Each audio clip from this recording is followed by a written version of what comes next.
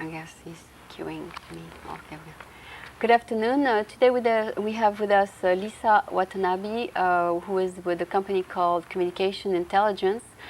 It has something to do with communication, something to do with intelligence, I guess.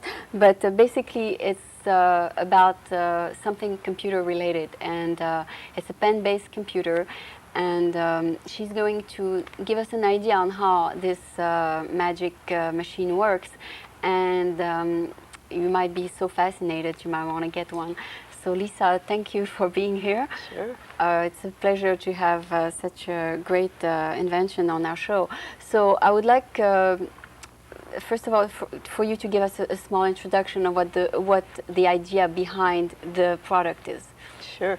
Actually, I guess I should just start out by talking about pen computing in general. And Yes. what it is where people can use the pen instead of a keyboard. Right. And to type, not instead of typing. Right. So actually, what you see here is a pen computer, and It's like having a pad of paper, right. a notebook. Right. A notebook in front of you, except it's a notebook on a screen. Right. And I guess if you're familiar with computers like the Macintosh or a desktop PC, it's really just taking that and sucking all the air out of it and squashing it. And this here has all the same elements of your desktop computer. Okay. So I can run all the same computer programs like Lotus 1-2-3 or WordPerfect that people are familiar with. And it can have any format drawn on the screen. And then you fill out whatever fields you like to fill out. Is that correct? Right. Actually, the big application area is in forms-based applications. Right. Because what you can do instead Fill of out the form. Right, instead of having somebody fill it out on paper and then bringing it back to the office and having someone type it in. Right. This way you can just write on the screen and it recognizes your handwriting. Not only it recognized the handwriting, but something really magic happened. You wrote something, and 2 seconds later, it was on the print form right in front of you. Right, right. Right. So it doesn't have to go through another machine to be again transferred into a print form. It goes into a print form right away in front of your eyes. Right. So if somebody writes a letter, it can comes in a print form right away. Isn't that a little bit dangerous? I mean, because maybe secretaries will be threatened to losing their job if their boss don't have to give them the memo to type anymore. It will be typed right away, right? Well, what I think it does is frees up people to be doing other things that are more intelligent than recopying Right. other people's Right. idea. And if I understand, as soon as it comes up in a print form in front of your eyes, it can actually be printed, come Right. out in a print form, Right. attached to a printer. And what most large companies, for example, an insurance company where you would fill out a form, it goes usually into a large system like a mainframe computer or mini computer database. So this way, it's already in a way that the machine can read it directly. Right, and the process is so rapid. I mean, the computer automatically recognizes the shape of the letter. Do you have problems with people who have bad handwriting? It does require a little bit of training for the person because... You have to tell the person to write neatly, kind of.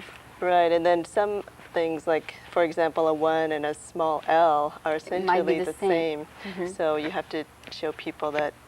Please write the L this way and the 1 this way. Right, but what you can also do is make the forms smart so that if you know you're only looking for numbers, it can just take the single stroke and recognize it as a 1. That's great. And you tell the computer, please recognize only numbers.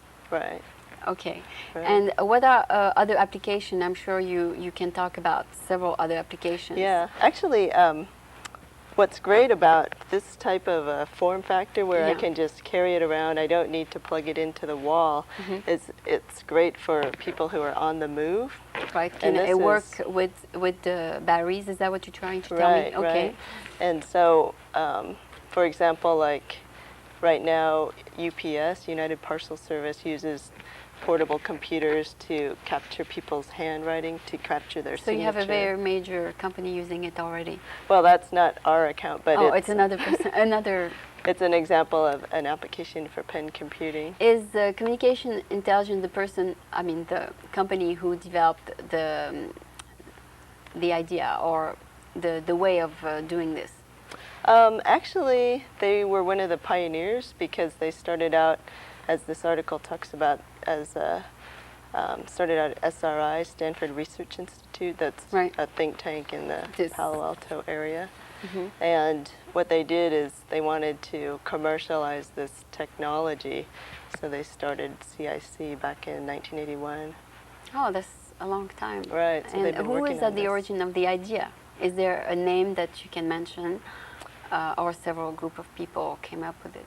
Yeah, I'm not sure. There's no real originator. There is no person you can attribute the idea to. Right. I mean, it was maybe developed with a group of software analysts or engineers, whatever. Right. Okay. And the whole idea behind it is just trying to make computers easy for people to use and to open it up for people who don't normally use a computer. You know, like the person delivering potato chips to grocery stores, he could bring this in and take an order, and he could get the person to sign off on it, and it could automatically create an invoice, you know, and it could go into your... It can go into another form later on. Right. Okay. The information can be used in a lot of different ways. As long as you have the right program for it to be transferred in another application. Right. As long as you have the right information under the right field, I suppose.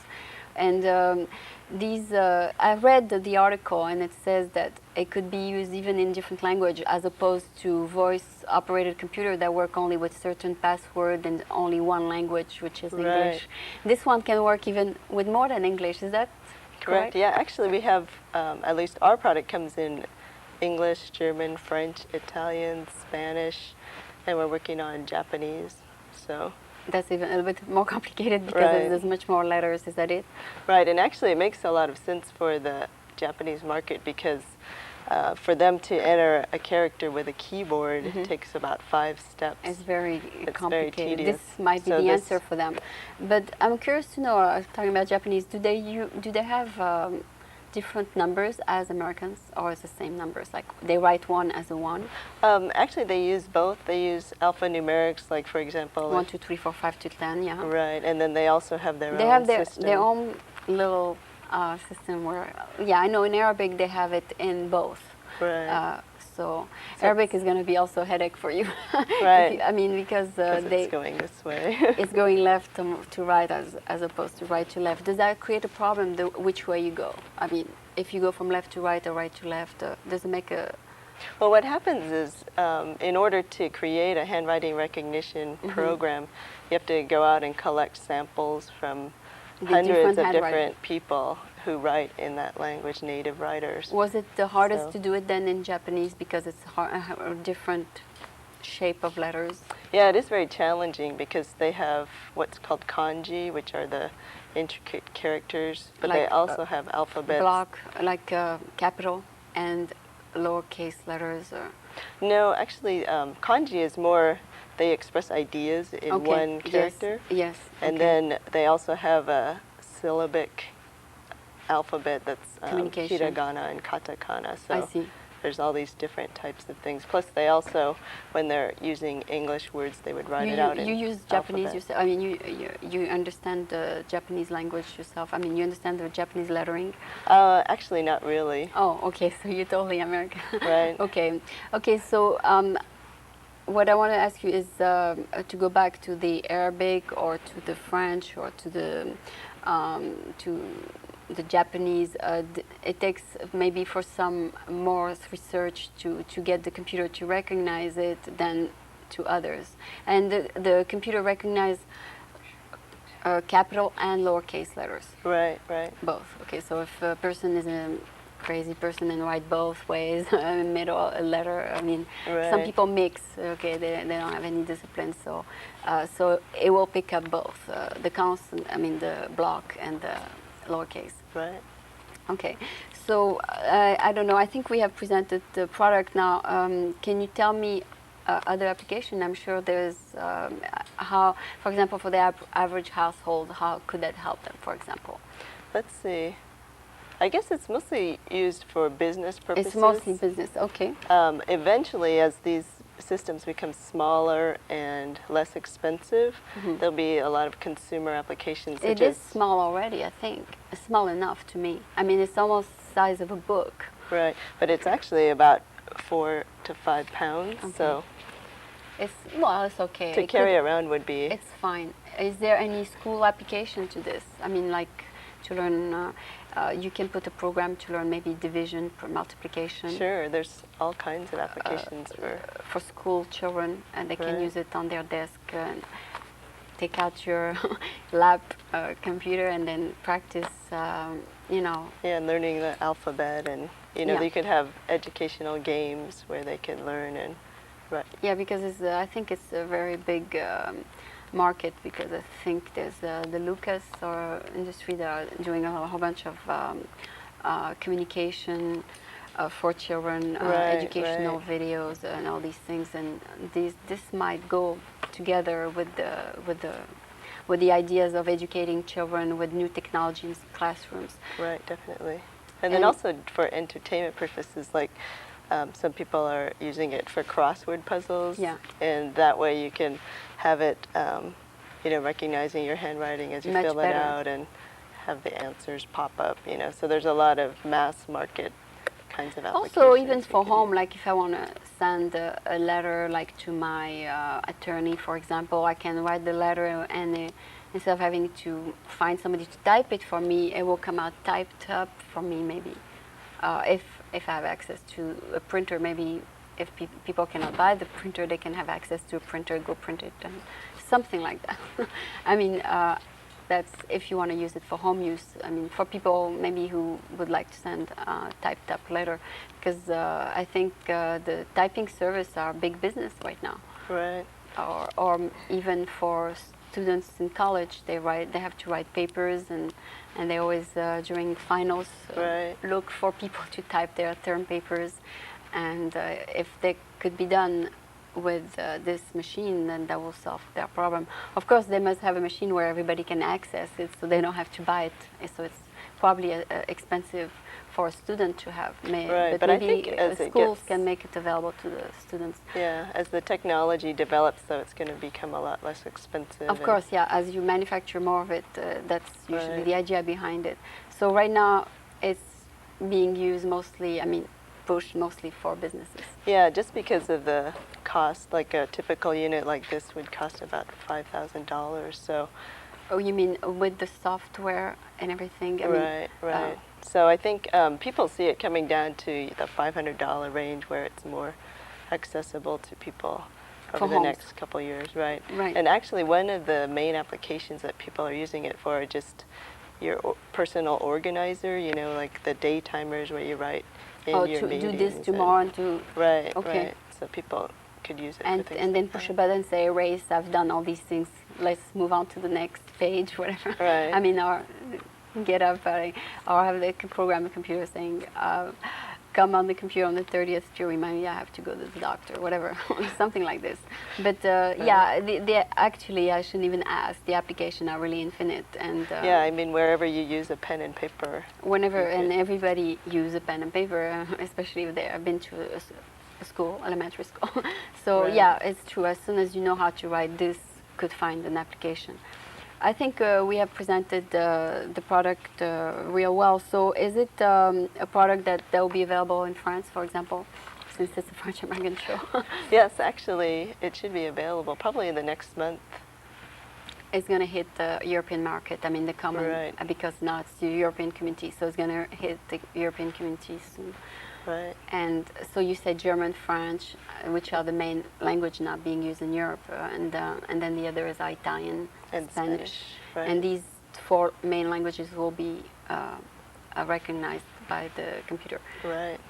Okay, so well, I think you have done, and your job basically is to show that to the different companies or the different people. Right, and work on the future products as well. Oh, okay. So, if, for example, a business tell you, I have this computer doing this for me now, how can I maybe use this instead? And you show them how it can be maybe adapted to their software. Right. And you understand all that? I mean, you understand programs? Right, okay. somewhat. Okay.